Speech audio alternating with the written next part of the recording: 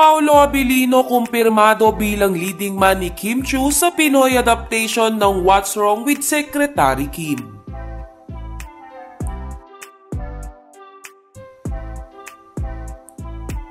Matapos ang pagkumpirma ni Meme Vice na si Kim Chiu ang gaganap na Kim Miso, ay maraming netizens ang nagtatanong kung sino naman ang gaganap na Lee Yang-jun.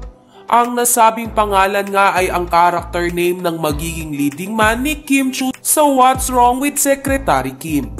Naging matunog naman ang pangalan ni Jake Ejercito, Paolo Abilino at Gerald Anderson para sa nasabing role.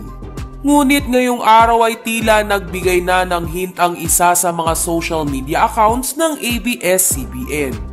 Sa post ng Kapamilya Online World ay ibinahagi nila ang larawan ni Paolo Abilino.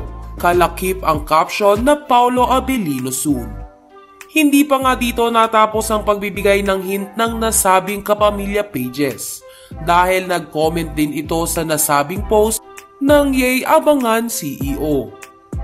Hindi nga lingid sa kaalaman ng mga nakapanood ng What's Wrong with Secretary Kim na CEO ang tawag kay Lee Yang-jun, na ginampanan naman ng Korean actor na si Park Seo-joon.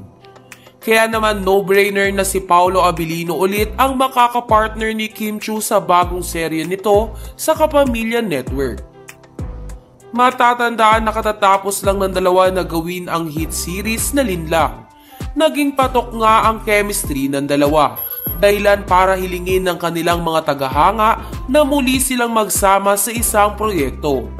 At ngayon nga ay mangyayari ulit yon dahil gagampanan nila ang isa sa pinaka-pinag-usapang serye sa Korea, maging sa ating bansa na What's Wrong with Secretary Kim.